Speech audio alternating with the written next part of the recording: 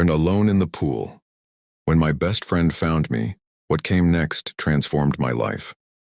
The water was supposed to drown out the noise in my head, but that night it only amplified the silence of my breaking heart.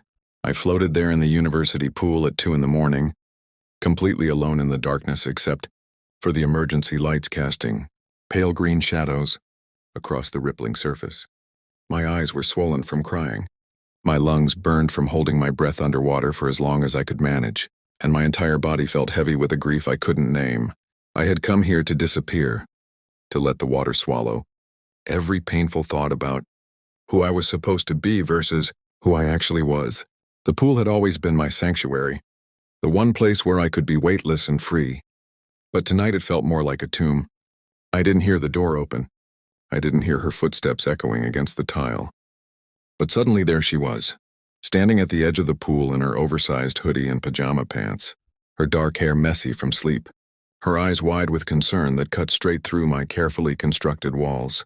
Maya had found me, just like she always did. She didn't ask questions. She didn't demand explanations.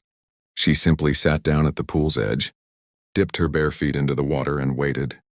That was the thing about Maya that had always undone me. She had this incredible ability to just be present, to create space for my pain without trying to fix it or minimize it or rush me through it. We had been best friends since freshman year, thrown together as roommates by some cosmic accident that felt more like fate with every passing month. She knew me better than anyone, could read my moods in the slight tension of my shoulders or the way I picked at my cuticles when anxious. But there was one thing she didn't know, one truth I had been carrying alone for so long that it had started to feel like a physical weight pressing against my chest every time I looked at her. I was in love with her. Desperately, completely, terrifyingly in love with my straight best friend, who talked about guys she found attractive and had a string of failed relationships that she would analyze with me late into the night. While I smiled and nodded and died a little inside, tonight had been particularly brutal. Maya had just returned from a date, gushing about this guy from her psychology class who had taken her to some romantic restaurant overlooking the city. She had spent an hour describing every detail while I sat on my bed pretending to study, my heart splintering with each word. When she finally fell asleep, I had waited until her breathing evened out before slipping out of our dorm room and making my way to the pool, desperate to escape the suffocating reality of loving someone who could never love me back. I had been treading water in the deep end when Maya appeared, and now here we were in this suspended moment where everything felt fragile and on the verge of shattering. She started talking, her voice soft and careful, telling me that she had woken up and found my bed empty and had somehow known exactly where to find me. She said she was worried about me, that I had been different lately, distant and sad in a way that scared her. Her words were gentle but insistent, asking me to please talk to her, to let her in, to stop carrying whatever burden was crushing me all by myself. Something broke inside me then. Maybe it was the exhaustion or the lateness of the hour, or the way the water made everything feel dreamlike and unreal. Maybe it was simply that I couldn't hold it anymore, this secret that had grown too large to contain. I swam to the edge of the pool and pulled myself out to sit beside her, water streaming from my hair and clothes, creating puddles on the concrete. We sat there in silence for what felt like hours but was probably only minutes, our shoulders almost touching, the air between us crackling with all my unspoken words. Then, with my eyes fixed on the disturbed surface of the pool because I couldn't bear to look at her face, I told her everything. I told her about the first time I realized I was attracted to women, about the years of confusion and denial and self-hatred. I told her about coming to terms with being bisexual, about the fear of losing my family's love and acceptance. And then, in a voice barely above a whisper, I told her the hardest truth of all, that I had fallen in love with her, that every moment we spent together was both the best and worst part of my day, that watching her date other people felt like slowly bleeding out from a wound no one else could see. The silence that followed my confession was the longest of my life. I could feel my heart hammering against my ribs so hard, I thought it might break through. I waited for her to recoil, to stand up and leave, to tell me she needed space or that our friendship was over or any of the hundreds of terrible scenarios I had imagined. during all those sleepless nights. Instead, I felt her hand reach for mine, her fingers threading through my wet, trembling ones with a tenderness that made my breath catch. When I finally found the courage to look at her, I found tears streaming down her face. Her expression a complex mixture of emotions I couldn't quite read. She told me she needed to tell me something too, and my stomach dropped because I was certain she was about to let me down gently, to explain that she loved me but only as a friend, to carefully extract herself from this mess I had created. But that wasn't what happened. Maya took a shaky breath and told me that the date tonight had been terrible. She said she had spent the entire evening feeling disconnected and bored, going through the motions because it was what she thought she was supposed to do. She confessed that for months now, maybe longer, she had been feeling something shifting inside her, something she had been too afraid to examine too closely. She described lying awake at night thinking about me, about the way my laugh made her chest feel warm, about how she found excuses to touch my hand or lean against me during movie nights. She talked about the strange jealousy she felt whenever I mentioned being attracted to someone, a feeling she had dismissed as just being protective of her best friend. Then she said the words that would change everything. She thought maybe she had feelings for me too, feelings that went beyond friendship, feelings that terrified her because she had never felt them for another woman before and didn't know what they meant or what to do with them. The world seemed to tilt on its axis.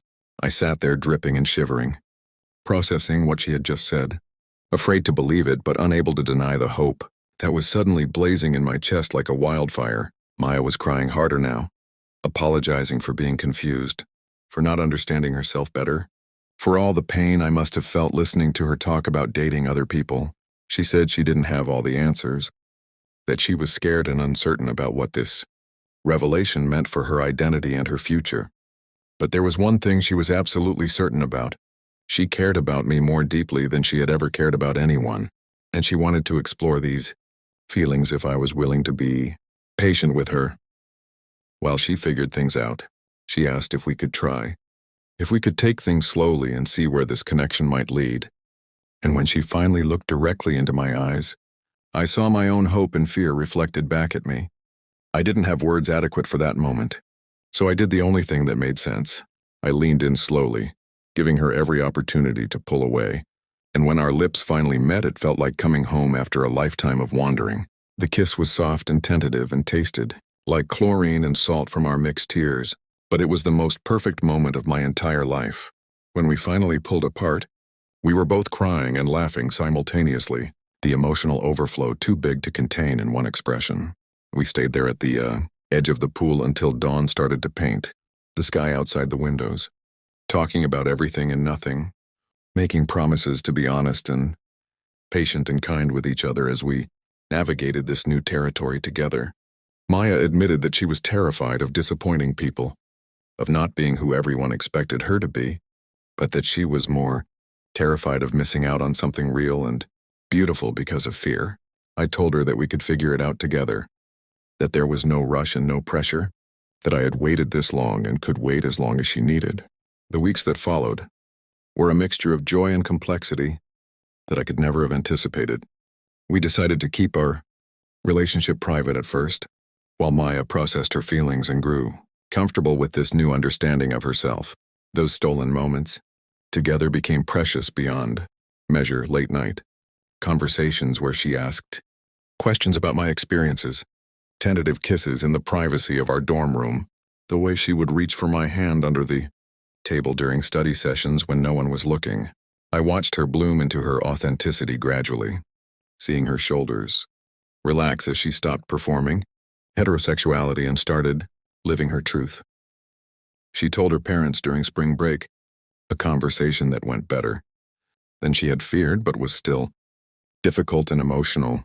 She came out to our friend group gradually, and their support helped her confidence grow in ways I could see transforming her daily. Watching someone you love discover and embrace their true self is a privilege beyond description, and I felt honored to be part of Maya's journey.